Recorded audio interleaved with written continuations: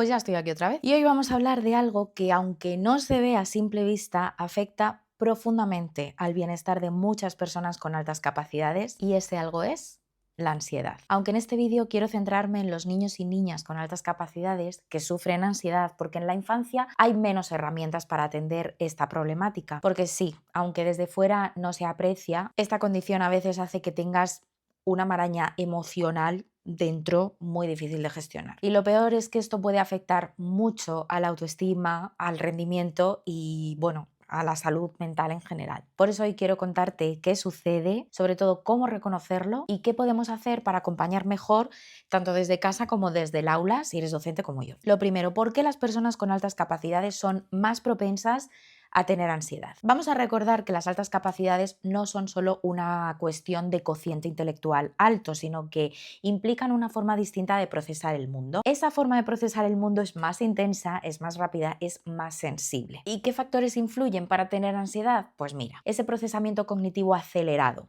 Por un lado, esos niños y niñas piensan mucho, piensan más rápido, piensan con mucha profundidad, y esto puede generar una rumiación mental, ¿sabes? Darle vueltas a todo que acaba con una saturación que explota la cabeza. No nos olvidemos de la alta sensibilidad, porque las emociones están a flor de piel, y lo que a muchas personas les puede parecer una reacción exagerada o un pensamiento exagerado, para esos niños y niñas es algo totalmente auténtico y están sintiéndolo así. Y luego hay algo que llama mucho la atención, y es que tienen una conciencia social muy potente, tienen ese sentimiento de la justicia a tope, son conscientes de los conflictos del mundo, y todo eso les está pasando a edades en las que aún no tienen recursos para gestionar esta angustia. Y lamentablemente también se enfrentan al aburrimiento constante, a la desmotivación dentro de las aulas, porque les falta ese reto. No me quiero olvidar del tema expectativas, tanto las externas como las internas, que a veces hacen que sientan que tienen que demostrar esa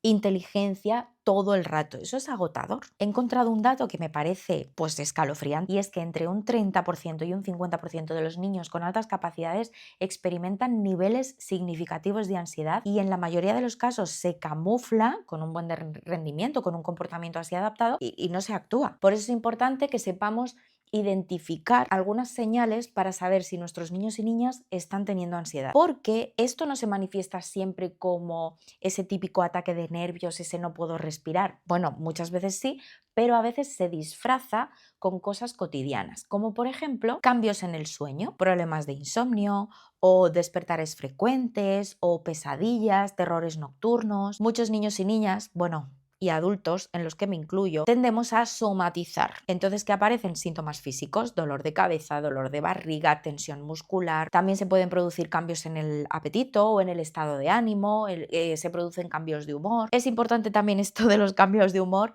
entender que deben ser algo pues que te choque, ¿no? Que te llame la atención, porque si por ejemplo estamos hablando de la adolescencia, pues es que los cambios de humor son el pan de cada día. Entonces, bueno, tiene que ser algo significativo. También podríamos encontrar dificultades para concentrarse o una irritabilidad extrema. Algo significativo también son las conductas evitativas, ese no quiero ir al cole o no quiero hacer esta actividad que antes me encantaba, pues ahora no la quiero hacer. Cuando surgen también esos pensamientos repetitivos, entrar en bucle o un miedo al fracaso que no es propio de esa edad. Por ejemplo, yo esto me lo he encontrado en el cole, niños y niñas que con 10 años les entra pánico enfrentarse, por ejemplo, a un examen. Lloran, no duermen, que no estoy preparada, se ponen súper nerviosos. Eso tampoco es lo normal, porque esa presión interna ante algo académico parece que te viene pues cuando eres más mayor, ¿no? A lo mejor ante la universidad o ante una oposición, pero no en un nivel de primaria. Entonces, ¿qué podemos hacer como familias o como docentes ante un caso de ansiedad en la infancia? Yo te voy a contar algunas estrategias que, bueno, en realidad son un poco de andar por casa, pero que creo que son útiles y que yo misma he aplicado tanto en casa como con mis alumnos. Lo primero es escuchar y validar esas emociones. No minimizamos la emoción, no vamos a decir no es para tanto, porque claro, eso solamente aumenta su sensación de incomprensión. De aquí no me están entendiendo. Hay que validar. ¿Cómo validamos emociones? Pues con frases como entiendo que te esté pasando esto, comprendo que esto te preocupe, vamos a pensar juntos qué podemos hacer, vamos a intentar evitar estas frases tipo con lo lista que tú eres, porque eso lo único que hace es añadirle culpa. Pero yo creo que la estrategia estrella es ofrecer espacios emocionalmente seguros.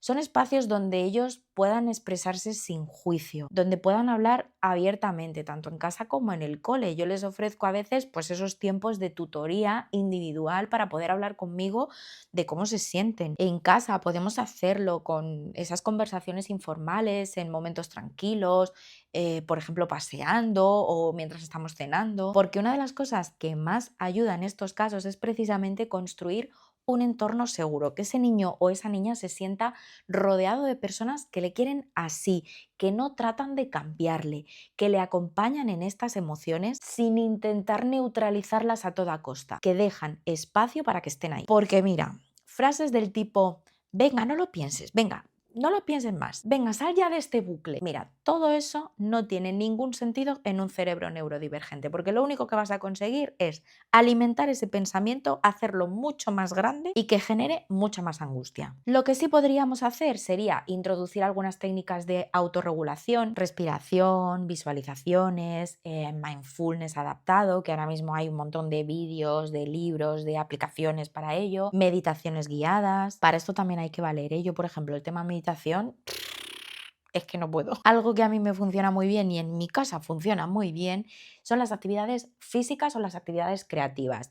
Pintar, vamos a hacer una manualidad, vamos a hacer Lego. En mi casa, Lego es sinónimo de mindfulness. Y luego algo que me gusta mucho también y que yo misma practico son actividades de atención plena, pero no rollo meditación. Por ejemplo, yo hay una cosa que hago y es que me pongo música, me pongo sobre todo música clásica y trato de ir discriminando los distintos instrumentos que van sonando. Ah, mira, estoy escuchando los violines y ahora me voy a centrar solo en los violines. Ahora voy a escuchar solo instrumentos de viento. Ahora solo, en fin, este tipo de cosas. Y por supuesto, ¿qué es lo que vamos a hacer constantemente? Pues ajustar nuestras expectativas, porque mira, ese niño, esa niña no se va a comportar como tú quieras, no va a sentir como tú quieras, no va a sufrir menos porque tú quieras y sobre todo no va a regularse solo sin que nadie le enseñe antes cómo hacerlo. Por eso es tan importante nuestro papel. Así que algo fundamental es que nos formemos como adultos acompañantes. No te agobies, que no te hace falta hacerte un doble grado. Hoy en día tenemos la suerte de contar con muchísima información en libros, en artículos o mira, aunque no sea una fuente de información maravillosa, pero incluso por aquí por YouTube podemos encontrar algunas claves que nos pueden servir para arrancar. Mira, y me estoy tirando piedras a mi propio tejado porque aquí estoy yo divulgando sobre altas capacidades, pero bueno, siempre voy a recomendar leer unos cuantos libros antes que verse unos cuantos vídeos. Pero vamos, que YouTube no está nada mal para arrancar, como digo. Lo importante es entender que sus cerebros funcionan distinto. Todo esto ayuda a no juzgar sus reacciones, sino a comprender sus reacciones. Y cuanto más sepamos sobre altas capacidades y salud mental, más herramientas vamos a tener para hacer un buen acompañamiento. Pero si nos estamos encontrando ante una situación que no sabemos abordar o que por lo que sea se nos está haciendo un poco bola, con toda la humildad del mundo nos vamos a buscar apoyo si es necesario. Porque por mucha buena voluntad que le queramos poner, no siempre vamos a poder abordarlo todo desde el cole o desde casa, sino que a veces pues vamos a necesitar la ayuda de un profesional. Pues no pasa absolutamente nada,